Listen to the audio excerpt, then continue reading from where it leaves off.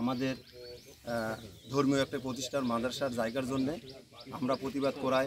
আমাদের গ্রামের একটি পরিবার আমরা প্রতিবাদ করে আমাদের নামে মিথ্যা মামলা, হয়রানিমূলক মামলা, বিভিন্ন ধরনের হুমকি ধুমকি এবং বিভিন্ন রকমের নির্যাতন চালিয়ে যাচ্ছে আমাদের গ্রামবাসীর উপরে।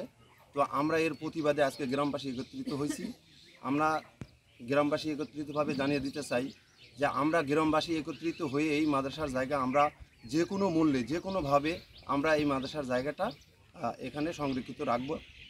সম্মানিত সাংবাদিক ভাইয়েরা এবং গ্রামের গণ্যমান্য সকল জনসাধারণ আমার আন্তরিক সালাম, আসসালামু আলাইকুম। আমি বর্তমান সভাপতি ছিলাম, অতীত ছিলাম।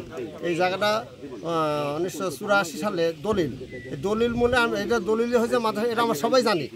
তৎকালীন সময় কাজী কবুদ্দিন ছিল এই কমিটির সভাপতি। ওনারতে সমস্ত গ্রামের লোকের আত্মবিশ্বাসের উপরে টাকা পয়সা দেওয়া থাকে।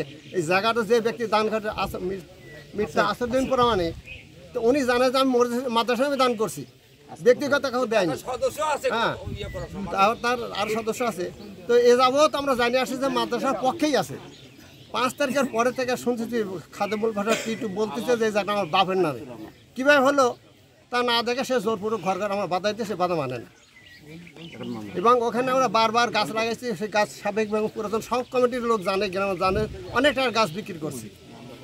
হ্যাঁ, আবার হয়রানোর মালা প্রস্তাব দিচ্ছে সুষ্ঠুভাবে মীমাংসা, বাচ্চু চেয়ারম্যান এবং মেম্বার ওনার মাধ্যমেই আলোচনা আসছে। আমাদের কাছে আমার মানে মীমাংসার একমত, কিন্তু তারপরে আমাদের হয়রানমূলক কেন কেস করতেছে? এই জন্য সুষ্ঠু প্রতিকার করার জন্য আবেদন এবং এই মাদ্রাসা ফিরে আসে।